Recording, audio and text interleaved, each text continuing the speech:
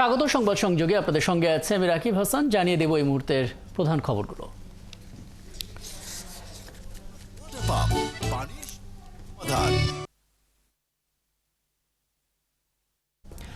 গাজায় গণহত্যা এবং ইসরায়েলের আগ্রাসন বন্ধে সারা বিশ্বকে ফিলিস্তিনের পক্ষে দাঁড়ানোর আহ্বান জানিয়েছেন মুসল্লিরা। একই সাথে আওয়ামী লীগ নিষিদ্ধ করারও দাবি তোলেন তারা। শুক্রবারে জুমার নামাজ শেষে বায়তুল মোকাররম মসজিদের সামনে বিক্ষোভ সমাবেশ করেন ইসলামিক বিভিন্ন সংগঠন। তারা বলেন, ইসরায়েলের বর্বরতায় গাজায় শিশু থেকে বয়স্ক কারোরই নিরাপত্তা নেই।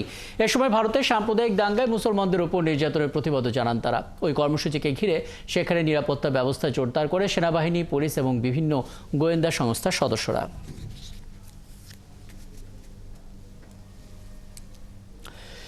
ফিলিস্তিনের উপর ইসরায়েলের আগ্রাসন আর গণহত্যার বিরুদ্ধে মানববন্ধন করেছে বাংলাদেশ সমাজতান্ত্রিক দল বাসদ। সকালে প্রেস ক্লাবে ফিলিস্তিনের উপর ইসরায়েলি আগ্রাসন বন্ধে সকলকে সোচ্চার হওয়ার আহ্বান জানান তারা। এ সময় দলটির নেতারা ইসরায়েলের নানা মানবতা বিরোধী এবং ভূ রাজনৈতিক, বাণিজ্য আর আন্তর্জাতিক রাজনৈতিক প্রেক্ষাপটের কথা তুলে ধরেন। একই সঙ্গে সাম্রাজ্যবাদ সম্প্রসারণের লক্ষ্য এই মানবতা বিরোধী কর্মকাণ্ড চালাচ্ছে বলে অভিযোগ করে বাসদ।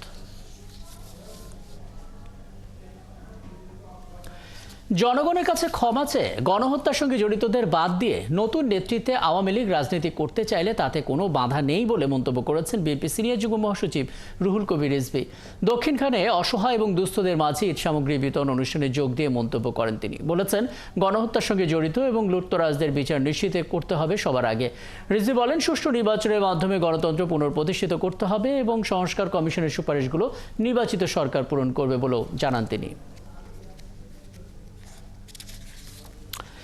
ঈদের বাকি আর হাতে গোনা কয়েকদিন, এরই মধ্যে বাড়তে শুরু করেছে সব ধরনের মুরগির দাম। তবে আগের দামে বিক্রি হচ্ছে গরু, খাসির মাংস। বাজারে 20 থেকে 40 টাকা পর্যন্ত বেড়েছে মুরগির দাম। কেজিতে 20 টাকা বেড়ে কেজি প্রতি ব্রয়লার মুরগি বিক্রি হচ্ছে 200 থেকে 210 টাকা, আর 40 টাকা কেজিতে বেড়ে সোনালী মুরগি বিক্রি হচ্ছে 280 থেকে 300 টাকা কেজিতে। দেশি মুরগি বিক্রি হচ্ছে 650 থেকে 660 টাকা। ওদিকে বাজারে সরু চালের দাম আর এক দফা বেড়েছে। গত 2 সপ্তাহে মিনিকেট চালের দাম কেজিতে 5 থেকে 8 টাকা বেড়েছে। খুচরা দোকানে প্রতি কেজি মিনিকেট চাল বিক্রি হচ্ছে 88 টাকা পর্যন্ত। ব্যবসায়ীরা বলছেন, সরবরাহ কমায় এবং ধানের দাম বাড়ায় মিনিকেট চালের দাম বেড়েছে। তবে মাঝারি এবং মোটা চালের দাম বাড়েনি, আগের মতোই স্থিতিশীল রয়েছে আলু, পেঁয়াজ সহ বিভিন্ন সবজির দাম।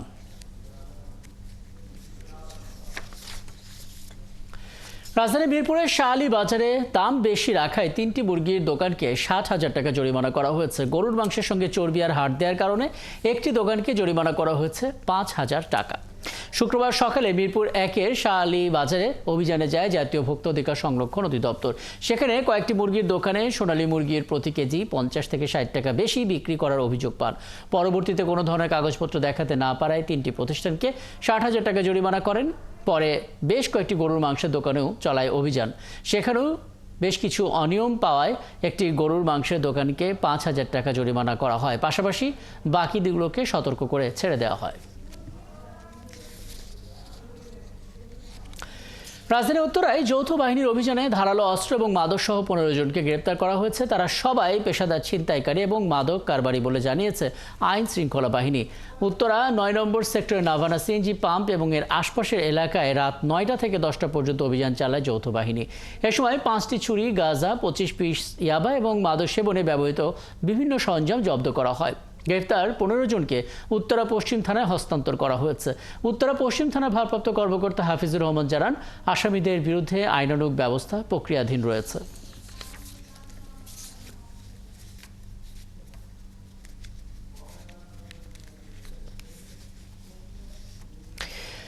নকল ম্যাগনেটিক কয়েন প্রতারক চক্রের 4 সদস্যকে গ্রেপ্তার করেছে পুলিশ। উদ্ধার করা হয় কয়েন তৈরির বিপুল পরিমাণ সরঞ্জাম এবং নগদ অর্থ। জেপি মিডিয়া সেন্টারের সংবাদ সম্মেলনে তেজগাঁও বিভাগের উপপুলিশ কমিশনার ইবনে মিজান বলেন, চক্রটি ভুয়া কয়েন দেখিয়ে এক ভুক্তভোগীর কাছ থেকে নগদ 1,20 লাখ টাকা এবং 50 লাখ টাকার চেক হাতিয়ে নেয়। একটি কয়েন $20 বিলিয়ন বিক্রি করা যাবে এমন প্রলোভন দেখিয়ে ফাঁদ পাতে চক্রটি।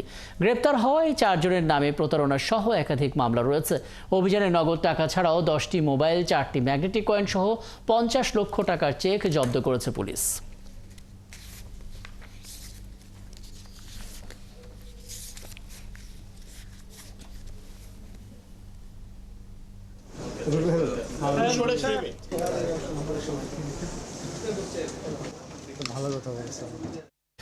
ঢাকা বিশ্ববিদ্যালয়ের ছাত্র সংসদ ডাকসু নির্বাচনে 70% কাজ শেষ হয়েছে বলে জানিয়েছেন বিশ্ববিদ্যালয়ের উপাচার্য অধ্যাপক নিয়াজ আহমেদ খান। শুক্রবার বিশ্ববিদ্যালয়ে এক অনুষ্ঠান শেষে সাংবাদিকদের তিনি আরও বলেন, 3টি কমিটি এর মধ্যে বৃহত্তর সমঝোতার দিকেই যাচ্ছে। নির্দিষ্ট তারিখে নির্বাচন দেওয়ার বিষয়ে দৃঢ় প্রতিজ্ঞ বলে জানান তিনি। এদিকে 5 আগস্টের পরেও যে শিক্ষকরা এখনও ক্লাসে ফিরতে পারেনি তাদের বিষয়ে আইনগত প্রক্রিয়া অনুসরণ করা হচ্ছে। সকালে বিশ্ববিদ্যালয়ের বন দিবস অনুষ্ঠানে একটি মহুয়া গাছ লাগান তিনি। পরে ভিসি চত্বর থেকে শোভাযাত্রা বের হয়। ঈদ উপলক্ষে রাজধানী ছাড়তে শুরু করেছেন দেশের নানান অঞ্চলের ঘরমুখো মানুষ। সকাল থেকে ঢাকার বিভিন্ন বাস স্ট্যান্ড এবং কাউন্টার থেকে বাড়ি ফিরতে দেখা যায় অনেককে। বিশেষ করে চাকরিজীবীরা ভিড় এড়াতে আগেই পরিবারের সদস্যদের বাড়িতে পাঠিয়ে দিচ্ছেন। ঈদের ছুটি শুরু হলে নিজেরা যাবেন বলে জানান তারা।